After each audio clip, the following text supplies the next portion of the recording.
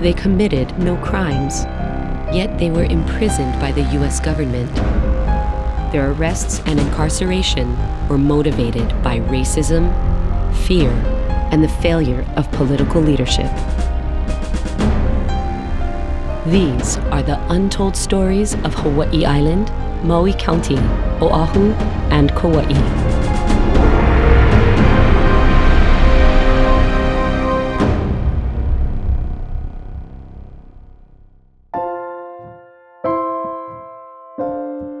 In 1885, larger numbers of Japanese began to immigrate to Hawaii. Many came to work the sugar plantations. Others came as ministers and teachers. All who came were in search of a better life.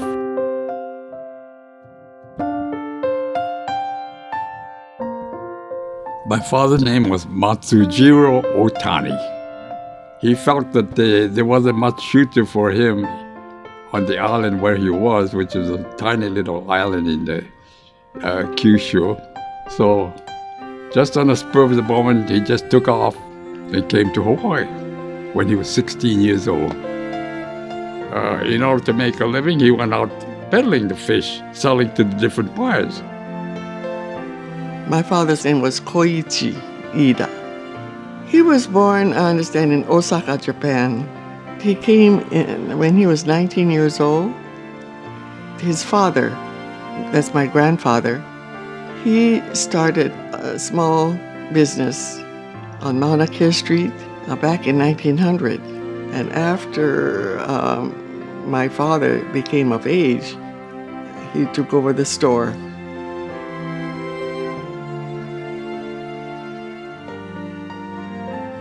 My father's name is Joichi Tahara, and he came to Hawaii when he was, I think it's in 1906. He was about 18 years old. We lived in the volcano area, right next to the old volcano house. My father bought this store before he moved to Pauwilo, sort of a general merchandise store. He also had a big garage and sort of like a community center.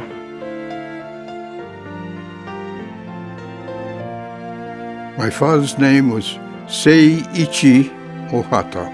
My father was born in Shizuoka Prefecture in Japan.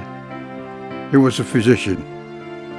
He came to Maui either 1916 or 1917, and in 1917 I was born in Lahaina. He bought this 2-acre property along the beach in Nopaia and built his own hospital. My dad and my mom both are raised in Japan but born in Hawaii. So he went back to Kyoto and became a minister, and then he looked for a wife and came back with my mother.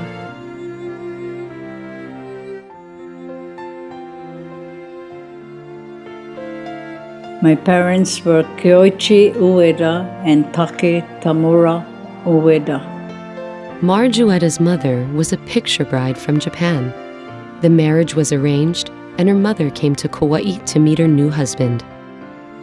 But he was a very intelligent man, and he worked for the Japanese consulate office, doing correspondence for people in the islands that, were not able to communicate with the people in Japan. There were always the people that would come over to the house and ask him to write letters for their families back home or to send money. In Honolulu, Matsujiro Otani expanded his business and acquired a fish market. December 7, 1941, my father had bought what was called the Ala Market building, and he was supposed to have a relatively auspicious opening of the market on that day. For the Issei, or first-generation immigrants and their children, the Nisei, dark clouds soon rolled over their lives as the nation of Japan attacked Pearl Harbor on December 7, 1941.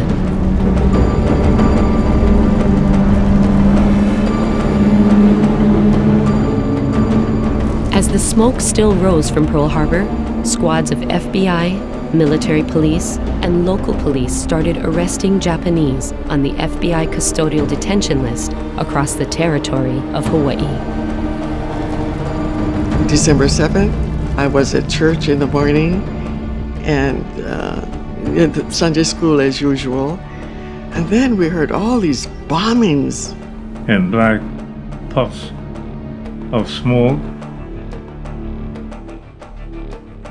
He was having breakfast when the police knocked on the door and hauled him to the county jail. He was picked right off the bat. He didn't even have a chance to change his clothes or anything.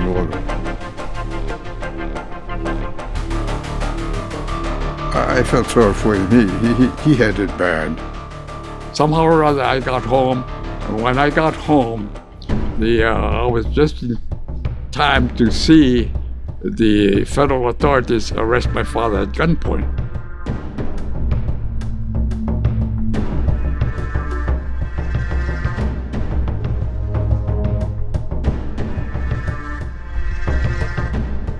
And that night, of course, the family gathered and we were all sad like a Dickens and not knowing what to do. There were a bunch of men that drove up to the house, 6 or 7 men, and later on I realized the other man in a civilian suit must have been the person that later became Governor Burns. Governor Burns was working at the time as a detective for the Honolulu police force. They took both my father and my grandfather away during the daytime.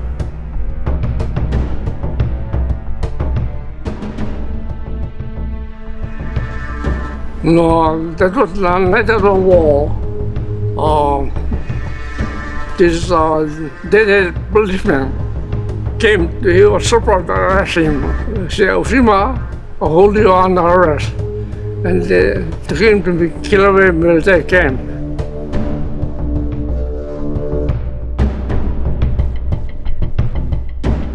It was right after the bombing of Pearl Harbor that the MPs stopped him and said, no, you can't take anything with you. You have to go with us.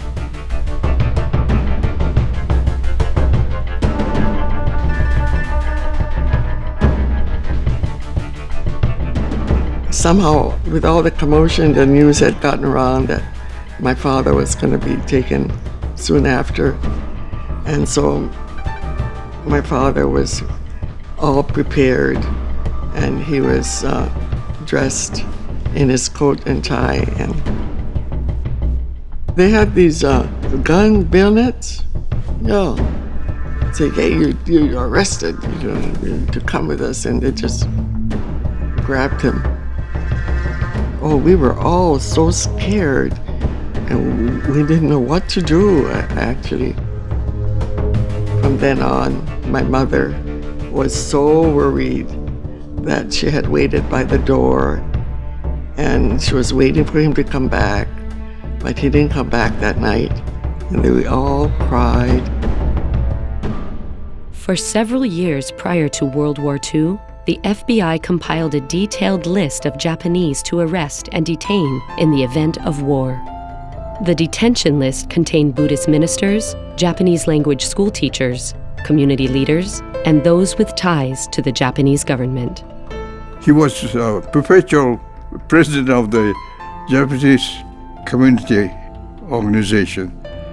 So anytime any dignitaries come from Japan, Dad was right there to greet them and host them and make parties for them. A Japanese minister is kind of like a kingpin in the community, and so right away they took him. Apparently when we were in Lanai, he was jailed in that little place across the church, and then later he was taken to Maui and he was put in a jail in Maui with Nakamoto Sensei, the Japanese school teacher. My father was born here in Lihue. He went to school in Hanamaulu and then he went to Japan for further education and came back. Before the war, He was working at Kawaii for Japanese and English newspaper. When the war started, they rounded up everybody that was associated with Japanese newspaper or anything has to do with Japanese agencies. So he was one of the first.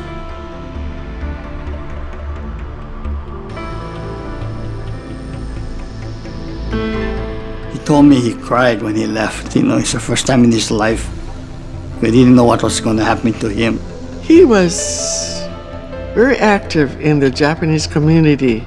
He took my mother and my two brothers to Japan in 1940, and it was to celebrate the emperor's 2,500 years. And that was a significant trip because here he met the emperor. It's really a very silly assumption on the part of the government. The FBI or other government officials felt that because he was in the fishing industry, that he had control of the fishing boats. Victor's father, Dr. Motokazu Mori, and his wife, Ishiko Mori, were suspected of passing coded messages to a Japanese newspaper on the eve of the Pearl Harbor attack during a phone conversation. In reality, Dr. Mori and his wife were simply answering questions for a Tokyo newspaper interview.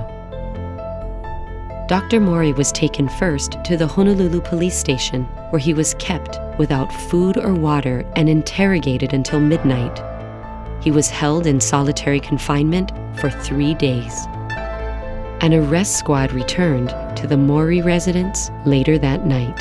Somebody showed up and asked my stepmother to accompany them. And then as they looked around and saw me, they said, "You too, come along." Nearly 400 individuals were arrested across the territory of Hawaii in the immediate days that followed Pearl Harbor. Martial law was soon declared in Hawaii. Military control began, and civil liberties and the Constitution were suspended. But then that night we heard on the radio, I heard on the radio that the Territorial Guard were asking for volunteers to serve in the service. When I heard the news that they were accepting volunteers, I volunteered for the so-called Territorial Guard. It was a territory, and then it wasn't a state. Victor Mori was a high school student when he was jailed at the Honolulu police station.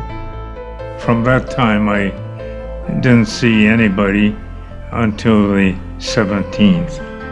So that would have been 10 days. There was nothing in the cell except the bunk, 3 meals a day consisting of a hardtack and coffee that was sweetened with sugar.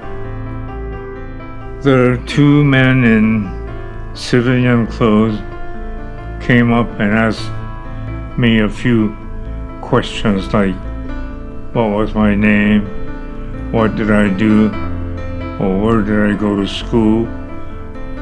And that was about they asked, and they said, well, you can go now. Victor Mori's grandfather was released a few days later. So the primary site for internment on Kauai for the first 6 months after the attack on Pearl Harbor was the Wailua County Jail, which we think reached a capacity of about 70 internees. However, initially they did not have the proper facilities to accommodate these men. So the first 48 hours after the attack on Pearl Harbor, the first 48 hours after their arrest and detainment was absolute mayhem. They were crowded into this small facility that also housed common prisoners, and these were leaders of the Japanese American community on Kauai. These were leaders of businesses and education. They did not have mattresses to sleep on. They were sleeping either on iron cots or on the floor, and they all had to share a single gallon bucket for urination and defecation. A 2-story dormitory was soon built to house the prisoners. I just remember that so well, seeing so many Japanese people and friends, and then they all being gathered out there. Those arrested on Oahu, like Dr. Mori, Koichi Iida, and Matsujiro Otani, were crowded into the U.S. immigration station near downtown Honolulu. They were led around by soldiers with bayonets.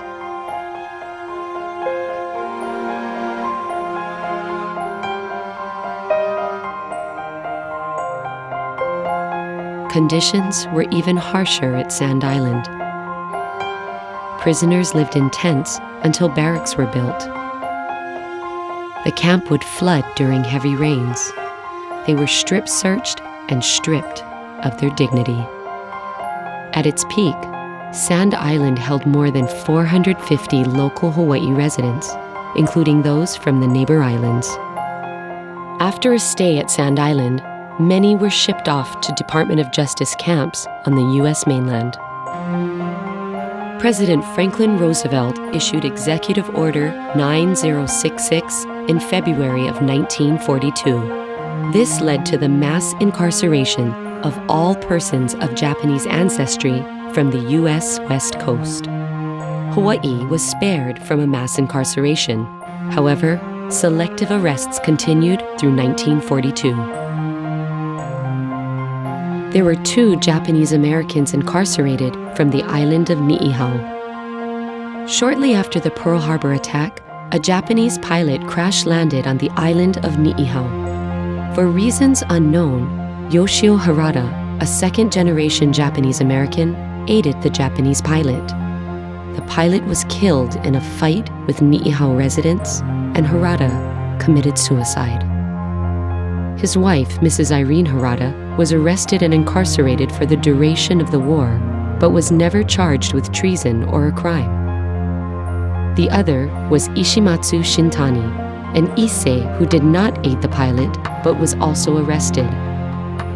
According to historian Greg Robinson, the Niihau incident had no influence on Executive Order 9066. My father's name was George Yoshio Hoshida. He came to Hawaii in 1912, I believe. He was 4 years old. My father did various sales jobs and eventually ended up as a appliance salesperson for Hawaii Electric Light Company. My father was very concerned about being associated with the Japanese. And so he was concerned about that and made a point of not speaking Japanese in public. He and my mother got rid of some of our Girls' Day dolls, and he burnt a lot of his Japanese language literature. He was arrested a couple of months after the bombing of Pearl Harbor. I believe it was in February. It's rather ironic that my father was arrested by his own brother-in-law, who was then a detective with the local police. My uncle, Richie, came alone to pick up my dad. At worst, it's really tragic that you have people from the same community having to take actions that they would normally not take against relatives and friends. I believe he was arrested because of his close association with the Buddhist church, and also because he was a judo instructor. My father was born Kumamoto, Japan. I know he graduated high school, and then he came on the ship to the Big Island to work for the Volcano House. Shigeji Terada moved to Lahaina, Maui, got married, and started a family. He got a call from the Lahaina hospital. Said, would you come over and cook for us, be our cook? The FBI came to our house. I was 12 years old at that time, and we were going to search your house.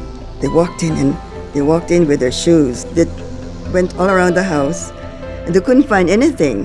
One of the FBI agents asked me, where do your parents leave their important papers? I was always taught to be honest. So I went into the closet and I took out this picture of my uncle, who was in the Japanese military with his military clothes, and he was on a horse. And that's the picture they confiscated. They took it. There wasn't anything else. I'm sure they went to the hospital to arrest him, but they came just to search. So I never saw him, but I've learned that he was taken to Haiku. After a stay in Wailuku County Jail, Shigeji Terada was incarcerated in the small town of Haiku, Maui. It was one of the 17 known confinement sites in the territory and one of 4 sites in Maui County. They said that after a month or so, our family could go and visit. So we had one visit with him, and we brought bento and, had lunch with him. But it was all fenced, and he was inside, we were outside. So from the fence area, we could just communicate. At least 400 individuals were incarcerated from Hawaii Island. Well, I think it was a Saturday afternoon with police and I guess FBI agent came, and then it was a shock. And of course, rumors go around, this and that. But they were very disturbed that father was taken away. Tahara was taken to Kilauea military camp, where a majority of the prisoners were held, including Oshima and Hoshida. KMC was originally a rest and recreation camp for the Army. George Hoshida began documenting his incarceration experiences immediately, starting with Kilauea military camp. The family did go to visit him once while he was there, and I went along with the whole family. We could actually sit down and visit with him.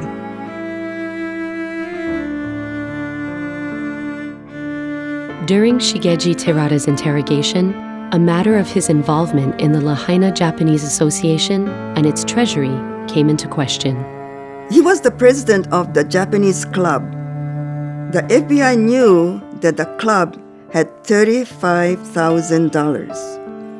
And they said, what are you doing with all this money?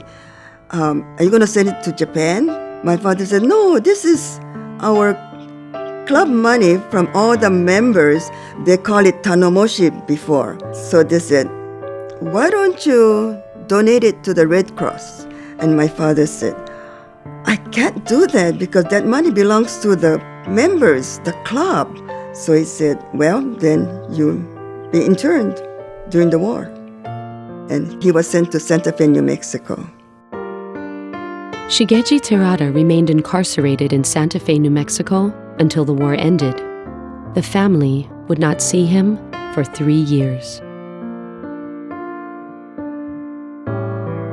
At the time of Yakuma Hayashi's arrest, his wife was pregnant.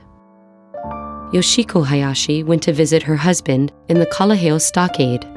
It was an army facility located in the hills above Kalaheo town. I was just born, actually, February 1942, He was 10 months old. He was so fat, boy. Carry gas mask, diaper, purse. Ooh, carry heavy. I went to Kalaheo, meet my husband. We think that there were no more than 10 internees housed at the Kalaheo Stockade at any given time. In early 1942, groups of prisoners from the neighbor islands were shipped to Sand Island on Oahu, and then went on to camps and incarceration facilities across the U.S. mainland. One of the internees from Hawaii, Kaetsu Furuya, and he talks about the experience of undergoing a medical exam on Oahu, of being stripped naked, of having a number written on his body in big numbers, in big digits, in red ink, and then the Trans-Pacific voyage from Hawaii to San Francisco, in which these men were crowded into 5 to 7 men into a single cabin that was then locked shut with an armed guard in front of it, and these men were only allowed to go to the bathroom even at scheduled times. So they were really treated like prisoners of war, like criminals. It was sad because, my father felt so lost being over there and not knowing what was the outcome of his life. So it was very difficult for him. And then to see that, who is going to support my mother with 8 children. After Kilauea military camp, Kanesaburo Oshima was sent to Sand Island on Oahu, and then onto camps on the U.S. mainland, eventually ending up at Fort Sill, Oklahoma. He was so concerned about the family and his wife and 11 kids with the war going on, food shortage. How is family surviving? That's right. One day, he really bothered him, and he tried to escape. He climbed the internment camp fence, and he got shot and he got killed.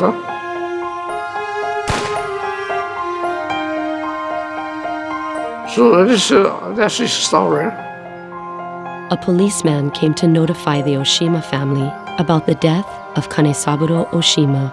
He was 58 years old. His children carried on with the management of Oshima's store in Kainaliu. Koichi Iida's incarceration was just the beginning of many hardships for the family. I was just about 7th grade. I would be called a Jap, and we didn't hear from him at all. And my mother was worried.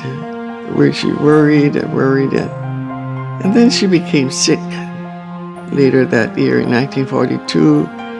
She wasn't getting any better, and then the family had pleaded with the War Department to send him home, but they denied. Her condition had worsened, and in 1943, she died of cancer. I remember at that time, friends who came to the funeral had said that it was the really saddest funeral, that here my father was interned, my mother was sick, and she died, and she was the one who protected us. My mother learned that she was pregnant. My father was the sole breadwinner of the family. My mother suffered a nervous breakdown. And her family really were wonderful in supporting her and helped her through that period. And she eventually gave birth to my younger sister in October 1942. Back on Kauai, the local elections of 1942 made national headlines. There was an election in 1942, and there were 4 Japanese Americans that actually were elected to office here on Kauai, and one, I think, on the Big Island. And a newspaper in New York, one of the big newspapers that was syndicated, picked up the story and was just blasting, how could these people be in office? They were kind of pressured to step down. So they channeled their efforts, their political efforts, the energy that takes, into this morale committee. Every island had one of these groups. It was part of the civil defense. Seiya Ohata was attending medical school on the U.S. mainland when his father, Dr. Seiichi Ohata, was arrested. After a series of stops from the Sand Island Detention Center on Oahu to Kansas, Alexandria, and Louisiana, Seiichi ended up in a camp in Missoula, Montana. Seiya received a shocking letter and photograph from his father. And he had a long beard. He says, I don't even have money to buy razors, so I have my long beard. And he says that my only thing that I own here is my toothbrush. Everything else belongs to the government. He says, please send me some clothes. I don't have anything else. And they're going to send me back to Japan. I cannot go to Japan in a POW uniform. tears. I felt so doggone sorry for him. I felt so. He was a proud man, and member of the community, the Japanese community, well respected by everyone. And then he's a prisoner. I had $10 in my pocket. Look at this, Akua, please help. Akua in Hawaiian is the god. I need money to buy clothing for my father. They got out the dice and the cards, played poker, shoot crap. Well, at the end of the evening, I had over $400 in my pocket. He was sent back to Japan on the exchange prisoner of war. And he went home to Japan a well-dressed man. Tadao Kouchi's wife and children decided to be voluntarily incarcerated in Arkansas so that the family could be together. They made the move from Lanai to Arkansas after the birth of their fourth child in 1942. They reunited in Rower, Arkansas. The next thing I remember is we were in Roa, and because our family was big, they gave us 2 rooms, and the church was right next. That's where my dad was the minister. But everything was within this block 15. You couldn't go outside of the block, and so our life was there. Except the one time I remember is like at 3 a.m, a pickup truck came right to our front door. And I saw my dad putting a trench coat on my mom and taking her out of the house. And I started to cry and cry and cry because I didn't know where my mother was going. He didn't tell us anything. And so I cried all night. I remember that real clearly. Then the next morning, he took me out of the camp. And we went to the hospital, and he pointed, that was my sister that was born. So she had given birth to my sister. Yoshiko Hayashi wanted to reunite with her husband, so she voluntarily entered into incarceration to join him. And if we go to the mainland, they're together. She just wanted to join him, so we packed everything up. So you can take 1 suitcase and go. And then we went straight to Arkansas. Winter was cold, yeah? Just board, single board with tar paper. It's one big room with a wood burner in the center of the barracks, yeah, and beds. Well, we were in Block 39. Most of the Block 39 was from Hawaii. It was pretty bleak, barracks with black tar paper, not very inviting, but we slept on cots. And we had a honey pot, I guess you call it, because we didn't have restrooms, right there in the barracks. My mother took my 2-month-old sister, younger sister, and 2 of us to join my father on the mainland. My oldest sister, Taiko, was profoundly brain damaged in a traffic accident when she was maybe 3 months old. And so my mother placed her in Waimano home here on Oahu before she left for internment camp. In March of 1943, Sand Island closed and the Honouliuli internment camp was opened. It was the largest confinement site in Hawaii and peaked at 300 civilian detainees and 4,000 prisoners of war from Italy, Japan, Okinawa, and Korea. The camp was located in a gulch northwest of Waipahu town and was referred to as Jigokudani, or Hell Valley. Among the incarcerated were 2 territorial legislators, Sanji Abe and Thomas Sakakihara. United States Congresswoman Colleen Hanabusa had both her maternal and paternal grandparents incarcerated during World War II. Both worked for the Waianae Plantation and were arrested in January of 1942.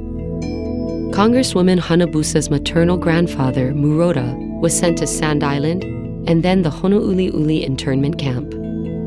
He apparently ran the mess hall, and he would make sure that people were fed. He would always, when he started to talk about it, his favorite story was how he would trade bread for rice, because there was an Italian camp here and a German camp here, and they liked bread. Japanese Americans were not the only ethnic group incarcerated in Hawaii during World War II. The Germans and Italians, or ethnic Germans and Italians, were held at the same camps that the Japanese were. All of the German and Italian internees were living on Oahu. Here in Hawaii, I found 139. That a lot of the folks who were interned as German or German American were not actually ethnic German at all. I found people who were Irish, who were Norwegian. They were deemed close enough to German to be interned. There were also a handful of Japanese American women incarcerated at Honouliuli. From what I can tell, there were 7 Japanese American priestesses who were interned. I'm not sure how many other Japanese American women or Japanese women were interned at the time. And it does look like there was a separate barracks for some of the women. And again, based on the transcripts that I've read thus far, the women were always told specifically not to communicate with the men. Meanwhile, in Jerome, Arkansas, families like the Hayashis were adjusting to life behind barbed wire. They didn't have anything to do in the camp, so he volunteered to be a fireman. Everybody had to volunteer. He would go to the mess hall and find all these orange crates, bring it back, and then he started carving. He would find pictures of birds, and he would draw it. With a pocket knife, he'd carve the birds out, That's what he did a lot in the camp. In Santa Fe, Shigeji Terada found ways to keep himself occupied and to put his skills to good use. After a year or so of the American kind of food, the prisoners of war over there, the Japanese people, were tired of eating, that type of food, so they asked him to be the cook there. So he started to cook the Japanese type of, food, and everybody, the prisoners were very, very happy. But I think it was good for him to keep himself busy. Akira Otani volunteered for the Hawaii Territorial Guard, but soon the loyalty of the Nisei guardsmen came into question. All of the Niseis, or the second generation Japanese who had volunteered for this type of service, were out. They were discharged from duty. There was a guy named Hung Wai Ching. This guy, Hung Wai Ching, who was very friendly to the Japanese boys, said, "What the hell are you guys crying about? If they won't let you carry arms, what the heck? You can do a lot of it. You can do pick and shovel work." In 1942, a small group of Nisei from the University of Hawaii formed the Varsity Victory Volunteers, a labor battalion for the war effort. The young Nisei wanted to prove their loyalty to America. The VVV led to the formation of the 100th Infantry Battalion and later the 442nd Regimental Combat Team. The government finally recognized and said, "Well, I think we can trust you guys." So they organized a 442 and permitted us to volunteer for the 442, at which time I also volunteered for the 442. Nisei soldiers comprised the 100th Infantry Battalion and the 442nd Regimental Combat Team. In 1943, President Roosevelt approved the creation of a segregated Japanese American Army unit. 10,000 men from Hawaii volunteered. So all those who had served in the Triple V, more or less placed in the front lines. The price was high to prove their loyalty to America, as the 100th and 442nd suffered heavy casualties in combat. The 442nd is still the highest decorated military unit for its size and length of service in the history of the U.S. military. Other Japanese Americans were assigned to the Military Intelligence Service or other units, as in the case of Dr. Seiya Ohata, who was fresh out of medical school. So I volunteered. I said, the rest of my classmates in the Army, take me too. They turned me down. The fourth time, they finally took me in. But at that time, by that time, the 100th Battalion, the Hawaii boys, did so well. They made such a good name for themselves. I think that has something to do with, now I think we can trust these Japanese. And I became a first lieutenant medical officer in the United States Army Medical Corps. My older brother was in Japan at the time of war. So he was a dentist in the Japanese Army. I was a doctor, medical officer in the American Army. And my dad was right in the middle as a prisoner of war. Can you imagine any situation like that? Akira Otani was reassigned from the 442nd to serve in the MIS. While training at Camp Shelby, Mississippi, Akira Otani was able to visit his father in an incarceration center in Santa Fe, New Mexico. I would sit at one side of the table and my father would be sitting at the other side of the table, and there would be an armed guard standing right in between there. But I think I must have complained or something. Here I am in the American Army with a few stripes the way it is over there, you know. And yet you people have to put an armed guard there. What's the big reason for it? What's the sense of me having an American soldier's uniform when you people? So I think it's because of the complaint I made, and thereafter there was no other person interfering with our visit. Otani's 3 other sons served in World War II as well, while he remained incarcerated for the duration of the war. To prove their loyalty to America, 2 of Joichi Tahara's sons served in the U.S. Army, while their father was behind barbed wire. Nash was in the 100 Battalion, and Uncle Yoshiyuki, who we call Uncle Fat, he was in the 442. So they both served in World War II. The family received some bad news on September 4th, 1943. The MP, my mother said that the MP came and told him that in the morning that he suffered a stroke. Then they came back afterwards and said he passed away. Joichi Tahara died in the Honouliuli internment camp on September 4th, 1943. It was sad. I'm sorry.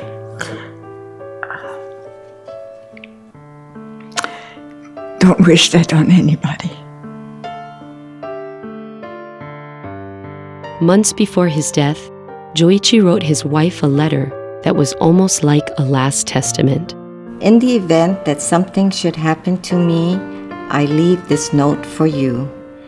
Dearest wife Tomeo and my 9 children, I say, please do not cry out in sorrow if I were not able to return home. Now that my destiny has dictated me to be the little stone to be spared for the good of the country, I can only pray that you will live safely and happily with support from our children. Luckily, I have you, the best wife, the wisest mother, who put me at ease to conclude my life as a Japanese with no shame. In fact, I am quietly happy to be waiting my destiny. He was a good man, and the children that mother brought up turned out to be all good kids. The Hoshida family also received bad news about their disabled daughter that they left behind on Oahu while they were incarcerated.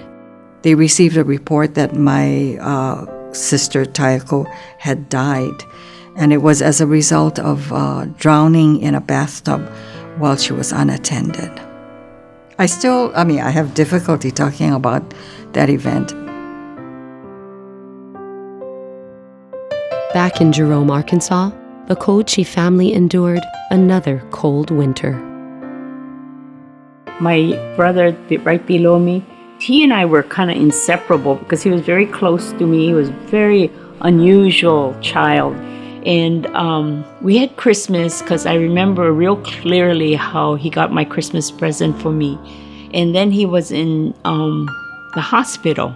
And this part comes from my mother, because they wouldn't allow her to stay in the hospital. And he had pneumonia because it was very, very cold in the camp.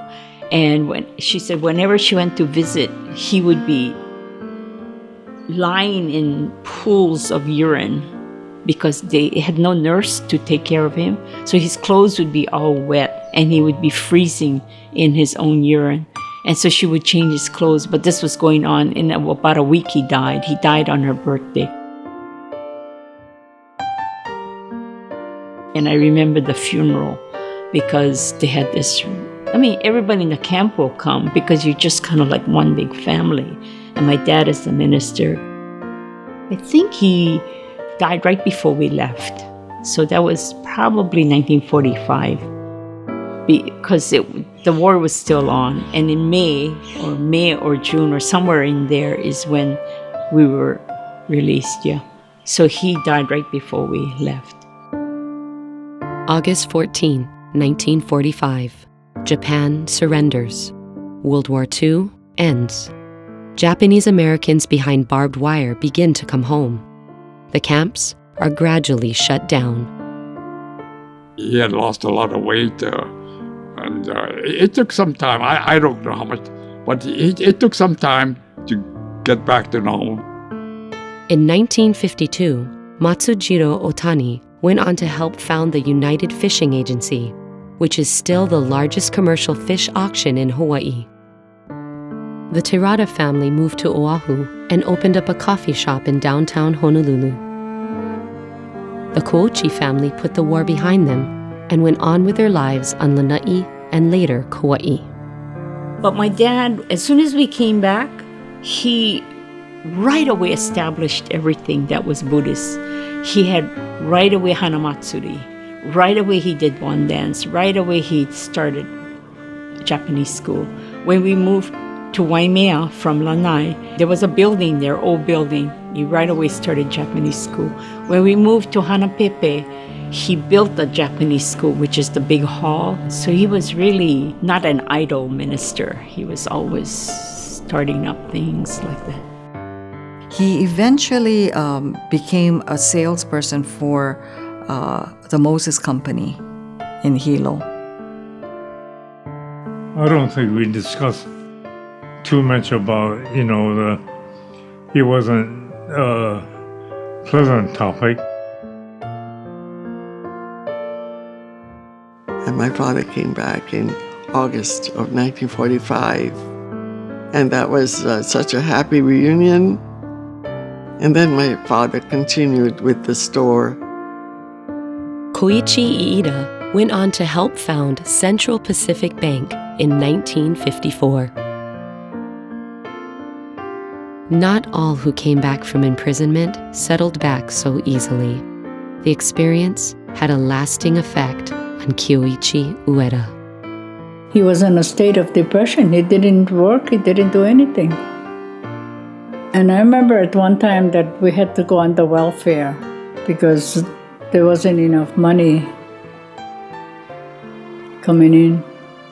When we came back here, my mom said, "Oh, that's our car." Used to be my father's car. Was a 1939 two-door Ford, I think. And I noticed the passenger was one of my kindergarten classmates. Next day, Monday's school, I beat him up. I told him, "You stole my father's car." We had to give it up to go to the camp. So you gotta sell it, whatever you can, $5 or. And I got it out of me already. That was it. That was the end. Of all the hatred and stuff. But I know other people that I met. They're still kind of mad yet. Yeah. So he just went on with his life here. So he became a chemist. He was a pretty smart guy, so he got a job with the laboratory, Lihue Plantation. And my mother learned a lot at the camp. Yeah, she learned a lot of sewing. So when she came back, she started her own dress. You know, she sewed dress for people for $5. So she did a lot of those kind of stuff, yeah, just so that my sister and I could go to college. Yeah. For Dr. Seiichi Ohata, it took over 10 years after the war ended before he was allowed to return to Hawaii. Prior to that, the U.S. government also seized control of the family property in Paia. Both were returned to the Ohata family in the 1950s. When my mother saw my dad coming down the gangplank of that plane, she had tears in her eyes. That's the second time I saw her cry. The amazing thing is, none of this made him bitter. None of it made him bitter.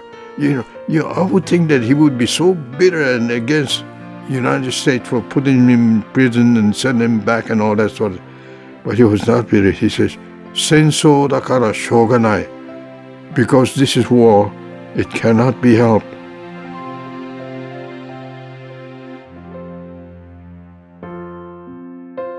In the 1970s, groups of Japanese Americans organized a movement to seek redress from the federal government. In 1988, President Reagan signed the Civil Liberties Act. Former prisoners received a letter of apology from the president and $20,000 in compensation. However, many Issei had passed away by that time. Carol Kouchi Yotsuda chose to use her reparation money to help her community. It shouldn't just be spent any old way. It has to be spent in a way that had meaning for me. And so what I did was I used the $20,000 to buy materials to create this studio, which houses a lot of programs that go on. As more time passed, the events of World War II began to fade into distant memory. But more recently, through the efforts of organizations like the Japanese Cultural Center of Hawaii, a rediscovery of the past has begun. This included archaeological research of all the confinement sites throughout Hawaii. Well, when we first came to Hawaii in 2006, there was some information about the different internment camps, and we knew some of the places. But in the last 10 years, a lot more information has come through about where people were held, and so that is what we wanted to investigate this trip. On Hawaii Island, there are 5 known sites. Some of them have been recently discovered, including the Waiakea prison camp. That is right next to the post office that's still standing, and it happens to be also where a military reservation and a prison reservation is shown on an old map from 1944. So that was really exciting for me because when we went there, we found some traces of what would have been the prison camp. Besides Waiakea Prison, the most exciting find was that there are still remains of the Japanese language school in Hilo. And that was a place where the founder of the school was held for quite a while.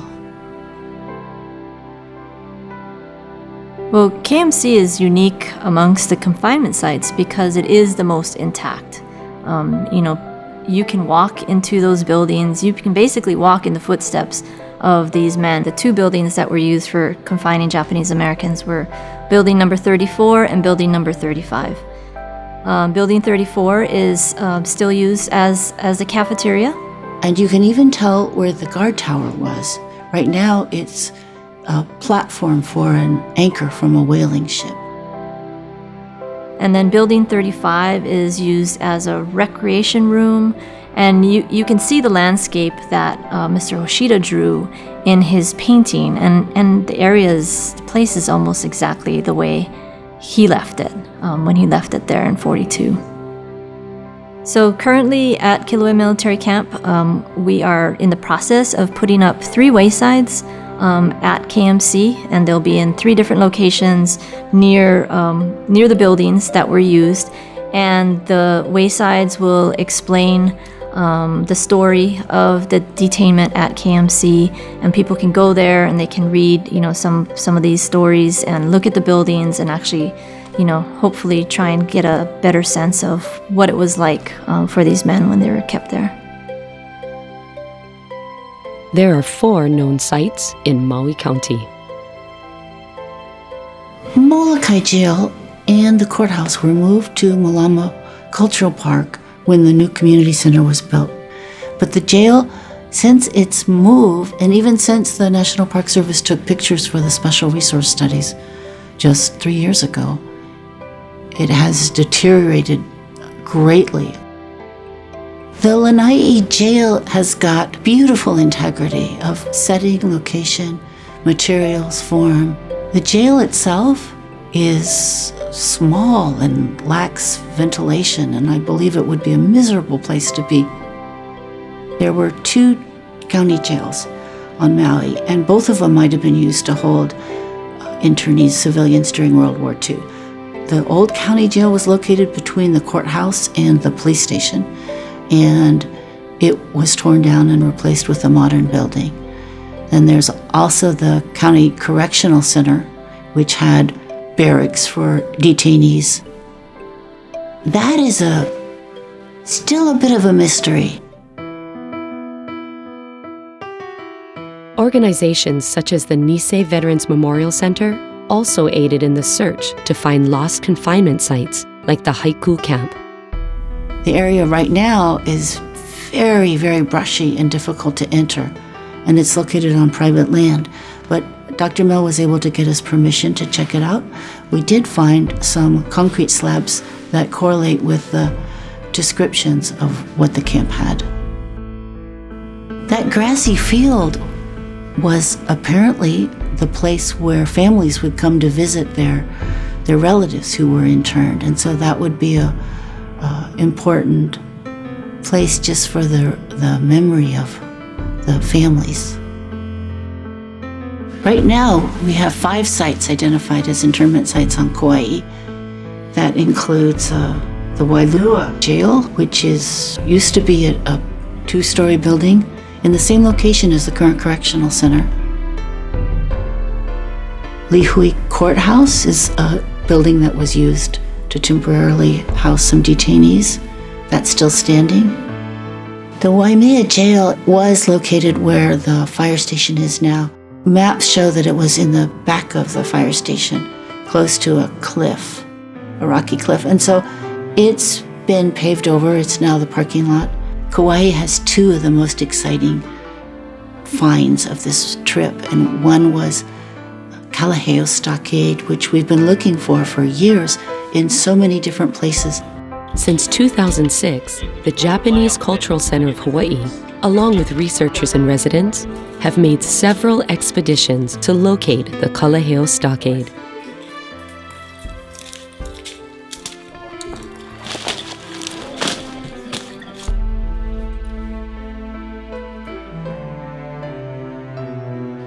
Benny Silva saw the inside of this place at the end of the war, and he said that there were a lot of tools in here, things like hammers and shovels and tools, and also there were stacks of wool blankets. And he said they took the wool blankets and they took it up to a kids camp up in Kokei. So he saw the interior of this at the end of World War II.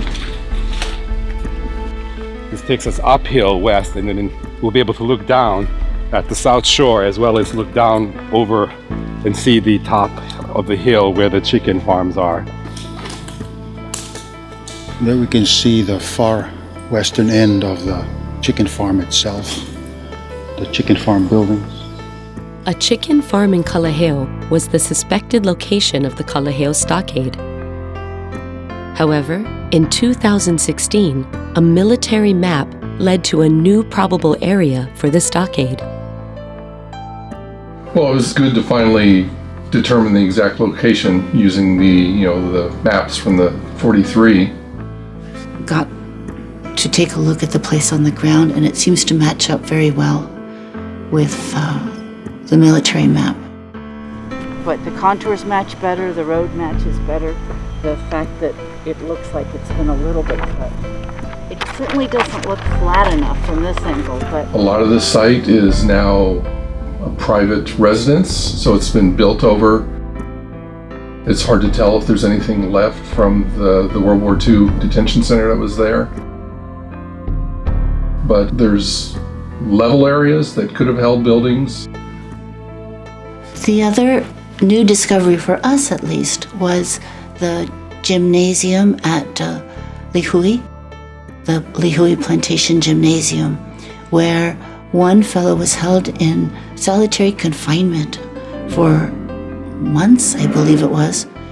He was reportedly held in the shower room. Well, there is no shower room there now. So although the shower room is gone, the cottage that was at one end of the building is still standing. So we know where it was, what it looked like. There are 5 known sites on the island of Oahu. At the immigration station, we now have a map that dates to World War II. One building in the back of the main administration building is labeled Detention Building. And that 2-story building fits the descriptions that you can read about in Ganbare of people walking upstairs and into a very big dark room where they didn't know who was there until daylight the next day. The Sand Island internment camp held hundreds of people.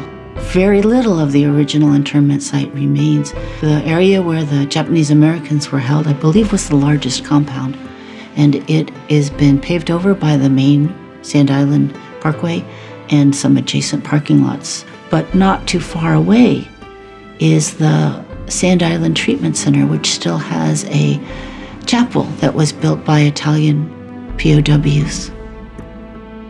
The public identified 2 sites in downtown Honolulu. One, the Yokohama Seed Bank, and the other was the Honolulu Police Station.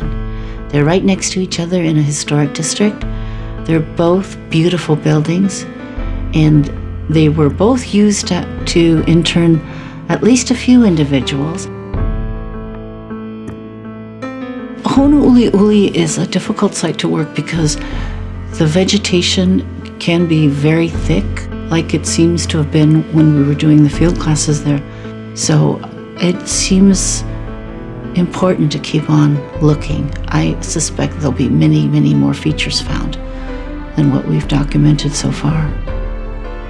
The Japanese Cultural Center of Hawaii launched a grassroots movement and public awareness campaign to collect signatures urging President Obama to recognize Honouliuli as a national monument and as a new unit in the National Park Service.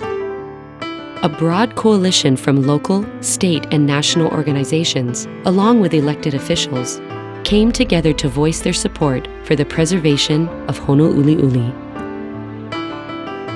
On February 19, 2015, President Barack Obama announced that Honouliuli would become a national monument. So now, with the great work of the Japanese Cultural Center of Hawaii and the Japanese American Citizens League and the cooperation and now donation of Monsanto Corporation and the University of Hawaii West Oahu, who's providing access, we now have the ability for America's storyteller, the National Park Service, to tell the story of Honouliuli that was lost for so long. It's time for the shame to be gone. It's time for the blessings to be felt. And that's what this is all about. So as I get emotional, along with a few of you, it's because this story is so important, and it's because the shame can be put to rest.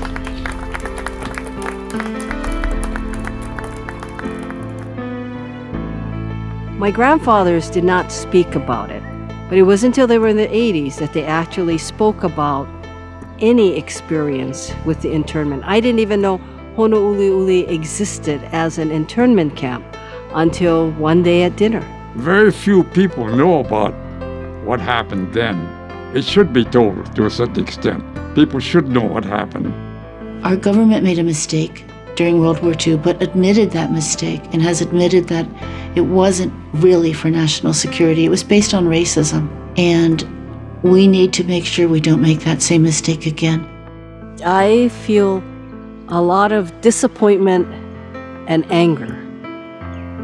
Disappointment that we as a country could do that to our people, our citizens.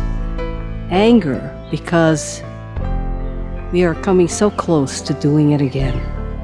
And I just don't want to see that happen.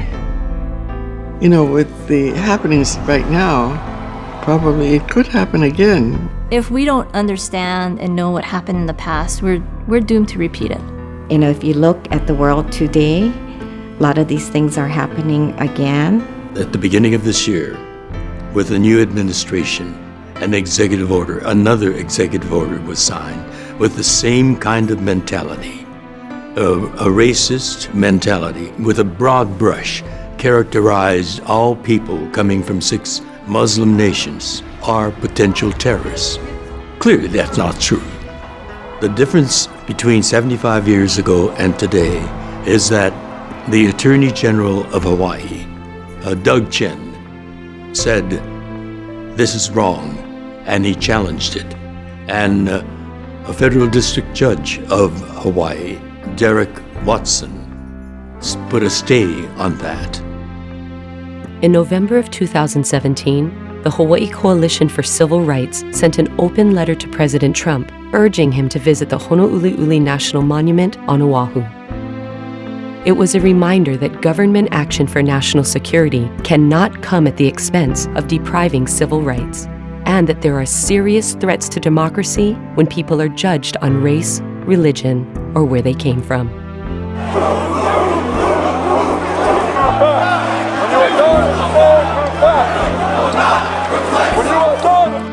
We are living in very troubled times. We can't have an experience like the internment happen again, ever, ever. Unless we tell this story, and unless people are willing to listen, we are not going to protect the future generations. Efforts are ongoing for more research and documentation. Untold stories of the people who endured this dark chapter of American history continue to be discovered.